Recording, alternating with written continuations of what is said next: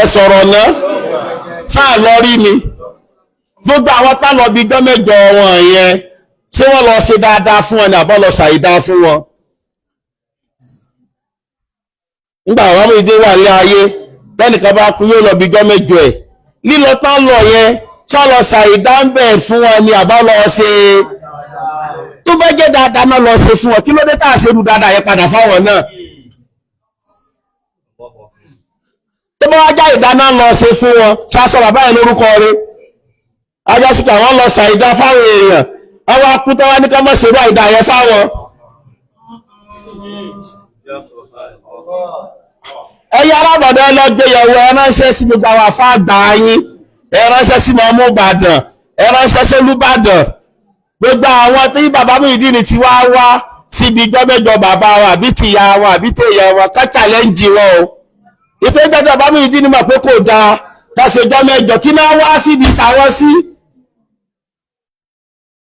ìyẹn nípa ìdáná wá ṣe fáwọn òkú tàwọn àwọn afẹ́kẹ́ ṣe bá ìdá yẹn fáwọn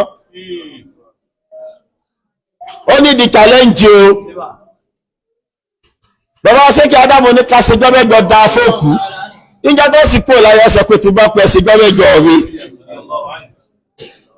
ẹ ṣe gbọ́mẹ́jọ mi. Assalamu alaikum warahmatullahi wabarakatuh. Now sábà náà ti gbọ́ tí bàbá Zaituni sọ àmẹ́sì wálé lórí ni wípé tó bá ṣẹlẹ̀ wípé in tí bàbá Muyideen tí wọ́n ṣe kọ́ ló bá wà kẹ́ wọn pé wọ́n sọ̀rọ̀ ń bì kan àmọ́ bí wọ́n ti wá sọ yìí náà àwa rí pé lẹ́yìn ìgbà tán sọ̀rọ̀ ọ̀hún tán wọ́n padà wá sí àwọn nǹkan tí ò bá ọ̀rọ̀ wọn lọ. èyí tó wà rọ́jì ni wípé ní maslaha ìmọ̀ ń kọ̀nsídà kí ni onímọ̀ fẹ́ ṣe excuse ta lè fún ọjọ́ wọlé jù nìyẹn. ó yé báyìí nísìn bàbá wọn mọ̀ pé kí níyẹn ò dáa wọn sọ so kán wá máa lọ bí a torí kí wọ́n rò pé bí a táwọn bá lọ àwọn ọ̀rọ̀ àtúnṣe ń bẹ̀ àbí ńgbà tá a bá láàlọ́ tá a bá pa wọ́n ti ṣe wọ́n ní ṣèbàjẹ́ mi jù bẹ́ẹ̀ lọ tá a lè rí àwọn nǹkan mi kọ̀ ó di méjì so ẹja wá padà sórí wípé ní maslaha tó lè sún wọn dédi pé ní wọ́n sọ wọn ò ṣe kó tó ká máa ẹgbẹ́ náà yẹn sábúrú wà nàbí kò sábúrú gbogbo èsì òun èfi ké sábúrú ni wọ́n lọ sí fáwọn yẹn ni ṣé dáadáa wọ́n lọ sí fáwọn yẹn ni á wà dáa padà náà wípé ní ẹja fi béèrè dáhùn béèrè. An-Najashi ọba tí ó ń sọ̀rọ̀ ń pa Nábì nínú Sahih Bukhari àdìsẹ́lẹ̀ keje so nígbà tí àwọn Abu Sufyan wá jáde ó wá ṣe ardul Islam fáwọn ọjọ́ rẹ̀ wípé ní ẹ̀yin Róòmù kí lẹ rí sí pé ní kálọ̀ tẹ̀lé Nábì yìí ó ní fàhásù haisata humuri na'am gbogbo bá gbọ́n wọn fọ́n káàkiri pé báwọn làkúnmí tí wọ́n fọ́n kí tán wọ́n gbọ́n mú ni ó wá ní pé kìí ṣe bẹ́ẹ̀ innama ikhtabartukum shiddatakum ala dinikum waqad ra'aytu mo gbìdánwò bó lẹ́sẹ̀ lẹ́sìn díẹ̀ sí yín ni mo sì ti rí ó wá fi kinní hùn pamọ́ kò sọ ọmọ lẹ́yìn ìgbà wọn kò ṣe é lójú wọn ó sì kú ànábì kírun sí la òun la kọ́kọ́ salatul ghaib lọ́kọ́ kí tí òkú la so in tó ṣe ń bẹ̀ yẹn ṣe ń tọ́mọ̀ lóòótọ́ tó pamọ́ra tí ò sọ ọ̀hún ṣé àìpé wọn sì ṣe aburú ni àbá burú ní ṣe tó ìwé kí wọ́n ṣe ẹsẹ̀ yìí ò lé ní ẹlẹ́ẹ̀kejì ń bẹ̀ ni pé ní nínú Sahih Bukhari Sahih Muslim ìyàwó Aisha ridwanullahi alayha ó là níbi sọ fún ìjọ kan pé láwùlá anna qawmaka hadithu ahadin bishirk ànábì ní tí ìbá ṣe páwọn èèyàn rẹ̀ yìí ìgbà ìjẹ́lẹ́bọ ìsìtì ìtàn lára wọn ó sì kù ìyìnbá wó Káàbà yìí kí n wo délẹ̀ pátápátá ìwà tún ọmọ padà yóò wá nílẹ̀kùn méjì ibì kan yóò kọjú síbi tó rùn tí máa yọ wọ́n mọ̀ gbàbì kan jáde wọ́n mọ̀ gbàbì kan wọlé ànábì ò ṣe kí ni ò jẹ́ kó ṣe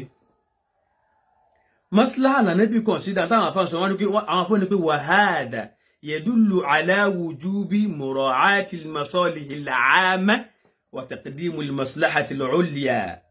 wa hiya ta'lif al-qulub wa tathbituha ala al-islam so eyín wọn bẹ́ẹ̀ ẹ jẹ́ kí n tún wá sún mọ́tò sí Sheikh Adam rahimahullah àti Sheikh Kamaluddin al-Adabi rahimahullah àwọn bàbá méjèèjì yìí Sheikh Adam sọ̀rọ̀ ń pa ìkúnlẹ̀ pé qawmi jahilu ma'na al-haya wọ́n sọ̀rọ̀ ń pa ẹ̀ dáadáa a sì ráwọn èèyàn tí wọ́n sọ wípé ní wọ́n ń kúnlẹ̀ fún wọn pé àwọn máa kúnlẹ̀ fún wọn o kódà ó dà pé mo gbọ́ lẹ́nu ẹnìkan kí n má sọ pé mo gbọ́ kí n fi mọ báwọn ikú wọn náà máa kúnlẹ̀ fún lẹ́yìn ìgbà tán tó ṣe tíra àdínà sí àtàn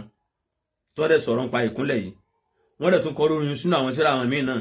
bàbá Sheikh Kamil Adabi náà àwọn náà sọ ń bi wá sí wọn mo ní fídíò wọn lọ́wọ́ kọ́ mọ́ bá gùn jù ní òjé kí n play rẹ̀ wọ́n tún padà ń kúnlẹ̀ fáwọn náà lẹ́yìn ìgbà wọn ẹ dá wa lóhùn kí ni òjé káwọn náà ṣe in tí wọ́n sọ yìí in tí òjé kí wọ́n ṣe òun kílẹ̀ rò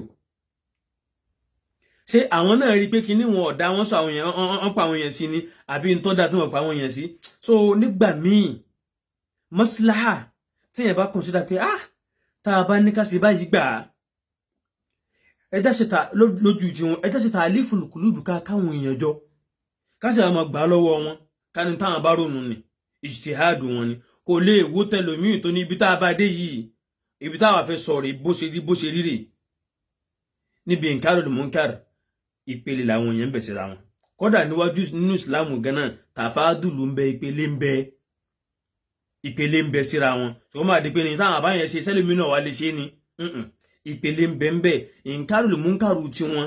pẹ̀lú tí wọ́n sọ tá a padà di pé àwọn ṣe wọn ọjọ́ kìíní nì wọ́n lè ní mọ̀rọ̀ àtò maslaha tí wọ́n consider ó yé báyìí nísìnyí so bẹ̀ká mọ̀ nígbà náà pé sábúrú ni wọ́n lọ ṣe fáwọn èèyàn ní tí wọ́n fẹ́ kán wá ṣe fáwọn àbí dáadáa ni àwọn náà wà lẹ́tọ̀ọ́ sí á béè lọ́wọ́ àbáyìí náà àwọn táwọn náà sọ̀rọ̀ kúnlẹ̀ tí wọ́n sì padà ń kúnlẹ̀ kí wọ́n á wá sọ pé ẹ padà sọ́dọ̀ ànábì náà táànábì náà rí pé ní kàábà yóò wọn ọ̀bá wo kóhun ó tún kọ́ ẹ padà sọ́dọ̀ Nàjáṣí náà tóun náà rí ìsìláàmù tó pa àwọn ọjọ́ ìsìn tí wọ́n dá lóhùn tó padà ní pé mo kàn fi tẹ́sítì pé ṣé ẹ lágbára lórí Màsíhíyà yín àbẹ́ ẹ lágbára ni so Ògúntàbá lẹ́yìn ìgbẹ̀yìn wọ́n tán ní pé Sheikh Adam rahimahullah wọ́n ní kan ṣe mọ́ jẹ́wẹ́jọ àwọn wọ́n ní kan ṣe sàrà fáwọn Sheikh Adam kọ́lá nẹ́bí tọ́lọ́run sí wa èyí tá a fi ṣẹ̀rí inú ọ̀rọ̀ wọn gẹ́ pẹ̀lú ọlápò ṣe déédéé ń tá a fẹ́ lò nínú tá a rí pànẹ́bì náà ṣe ń tọjọ́ mọ́ bẹ́ẹ̀ ó sì mọ̀ pé tànẹ́bì sọ̀rọ̀ kúnlẹ̀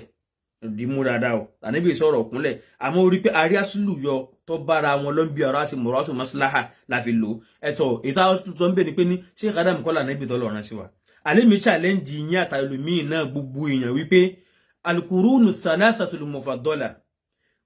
kọ́rùnù mẹ́tẹ̀ẹ̀ta tá nẹ́bì dárúkọ òun ẹ fún alẹ́ nìkan ìjẹ́ àfà ìjẹ́ olórí ìlú ìjẹ́ wàzírù ni o ìjẹ́ àmírù ni o gbogbo àwọn tí ó bá lè wù kó jẹ́ ìjọ ní hadith ìjọ ní fikiu ìjẹ́ alul kalam ẹ sọ ẹnìkan fún wa wípé ọ sọrú nǹkan tẹ́ ń sọ lọ́wọ́lọ́wọ́ yìí ẹsẹ̀ yìí lé ní abẹ́ nìkan tí wọ́n ṣerú ẹ̀ fún ẹ̀wù kọ́mọ́gùn jù. Assalamu alaikum warahmatullah.